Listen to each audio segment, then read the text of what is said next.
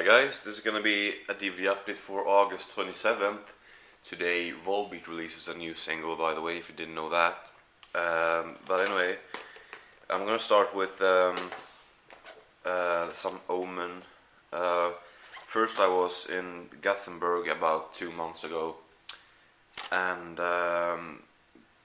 we was in a store and I found this one for a cheap price, The Omen.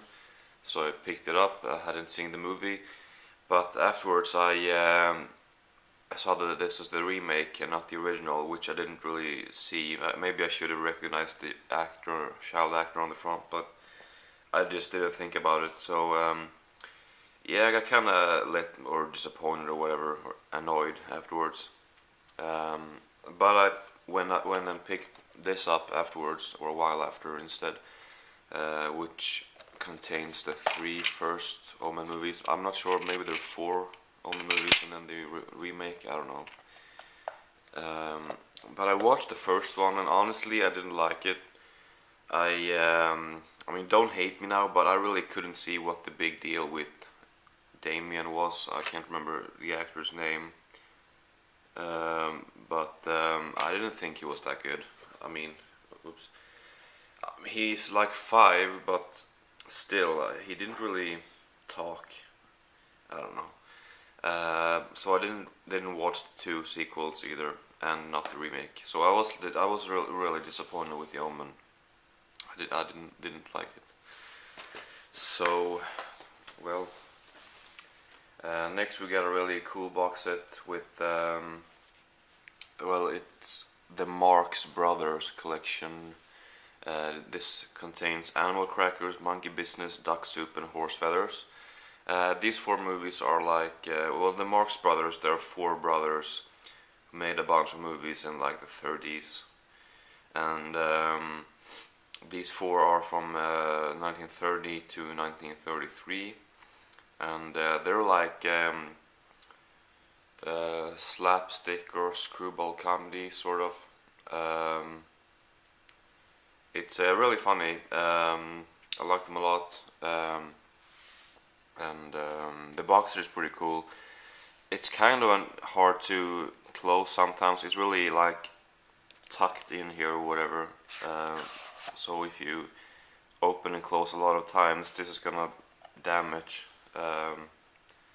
But we have Horse Feathers here, which I didn't like this one that much as the other ones. I rated this a 6.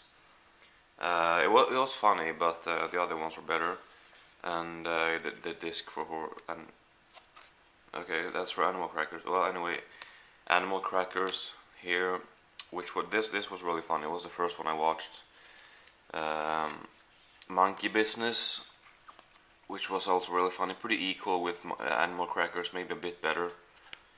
And finally, Duck Soup there, which was the funniest one. So yeah, it's kind of a special packaging like this.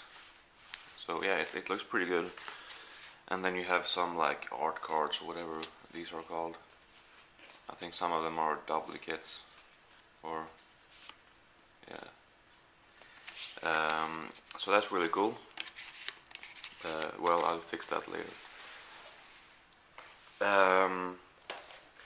Actually, I was gonna say something else about that, but I forgot. The 4 Marx Brothers,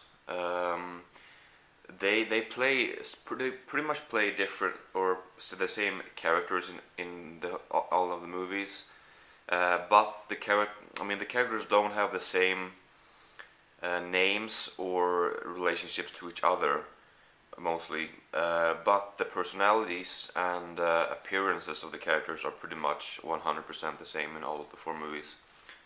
So I'm not sure if you want to say that they do play the same characters, but anyway, it's well, it's funny movies. I want to see more of those. Then we got Cape Fear. This is the collector's edition 2 discs remake. I did know that this was a remake, but I found it for $2, so I guess I was just so excited to pick it up that I forgot that it was a remake. And usually, even if I watch the original, I'm not really too fond of remakes. And now I haven't seen the original, so I wasn't sure whether to watch this, because here's the thing. Um, this is usually an example I take. I watched Quarantine first before Rec. I liked Quarantine. I thought it was decent. Then I watched Rec, and after that, Quarantine lowered in rating for me from a 6 to a 2. I just hated Quarantine after that. I couldn't really understand why it was made. So I love this movie very much, but I can't be sure if I still will love it after watching the original. So that's kind of annoying, but well, I love this. Everyone was great. Robert De Niro and Juliette Lewis in particular, I thought was really good. So yeah, I didn't really watch any of the special features, but the movie was great. And maybe you can let me know what you think about the remake and the original, and which is the better or whatever. Next is Cannibal the Musical, a Chroma movie. They usually the Chroma films at this store that I usually go to are about 99 crowns, but I found for 49. I think the reason to that was they usually get big boxes with the movies shipped in from companies, from some company, and this was probably used. Someone had probably returned it to, or I mean, you know, given it or sold it to the store, because it's a used DVD store. But a really great store. But yeah, I found this for yeah, $7, 49 crowns. This was not really that gory actually. I mean, this has had some gory moments, but overall, it's more of a comedy. I mean, maybe most trauma films are. I don't know. I've only seen a couple, but it's not extremely gory, really. I don't know. Maybe this is some cut version. I don't know. I hope not. Well, I kind of liked it. It had some funny stuff, and it's from Trey Parker and Matt Stone from South Park. Yeah, at least Trey Parker. Matt Stone didn't have as much to do with this, I don't think, but he was in the movie as is Trey Parker. I didn't really get this though. In the ending credits and in the beginning also, it said Alfred Packard ... and then the actor's name, and the actor's name said like Joan Schwartz or something. But it is Trey Parker, and on IMDb it says Alfred Packer, Trey Parker, and then within a parenthesis as John Schwartz or something like that. Or I'm not sure what that's all about. I don't know. I'm sure it has some explanation. I don't know, just. But this has a commentary track also, which I watched or listened to a little bit of, but it wasn't that fun. He said that in the beginning also. He said that, and well, instead of doing commentary, I thought we'd just gather a few friends, watch the movie, and get drunk. And that's what they did. And it wasn't really that fun to listen to them burping, laughing their asses off, and coming with stupid comments to the movie. That was just not very interesting. But yeah, and then it has behind the scenes little clip. But yeah, I guess I thought it was pretty good. Taken, a movie that I've been wanting to see for quite a while. Stars Liam Neeson, who is awesome in this one. Basically, it's about Liam Neeson is very overprotective with his daughter because he has sort of, learned that from his job or whatever. I'm not sure what he was really, but it was something. I'm not sure. But his daughter asked him if she can go to Paris alone with some friend, and he denies because he doesn't want her to go alone. But then he changed her mind, and then when they are at Paris, they're talking on the phone, and at the same time as they're talking on the phone, there's sort of abductors or whatever in the hotel or the apartment, and they take his daughter away while they're talking, and then he's tracking him down. It says like this: they've taken his daughter. He will hunt them. He will find them. He will kill them. That's what happens. And then we got Lost in Translation. Been wanting to see this for a while also. I was slightly disappointed, but I still thought it was a good movie. It felt very sort of artistic to me, which was, I guess that's usually a good thing. And also Giovanni Ribisi was in this one, which I had no idea, and Anna Faris, and Scarlett Johansson and Bill Murray, of course. So good cast. Yeah, I thought it was good, but maybe I thought it was gonna be a bit better. I thought it was gonna be really, really good. So, but I still gave it like 7.5. Next up is a really fucking good movie. I couldn't believe how much I liked this one. Boogie Nights.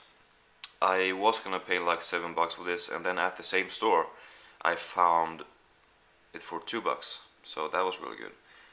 It has an excellent cast. It has, there might be more people that I'm forgetting about, but Mark Wahlberg, Burt Reynolds, Don Cheadle, John C. Reilly, William H. Macy, Philip Seymour Hoffman, Heather Graham, Thomas Jane, and then there was a couple more that I recognized.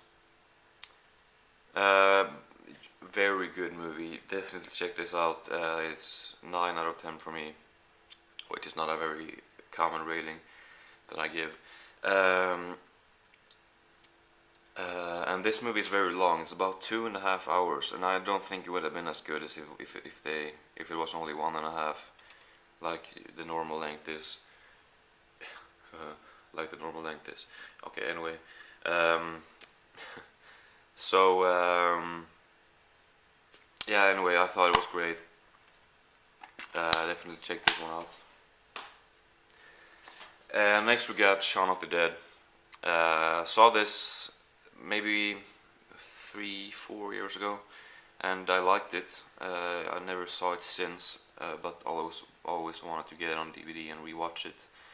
And it's a great movie, but it's not that great. I mean, it's really funny, but it's not that very extremely superior to everything else within this genre. But it's still one of the best, of course. I mean, good bonus features, commentary track behind, deleted scenes, bloopers, and a bunch of crap. Yeah, most people know about this. Then an annoying thing here. I got Mystic River for $2. It has sort of a scratch here with tape over it, if you can see that right there. But I didn't mind since it was so cheap. And then when I got home, there's no fucking disc in here. So, but maybe I'm weird, but I'm not gonna go back. I won't bother with it. I mean, it was cheap, and yeah, I don't know.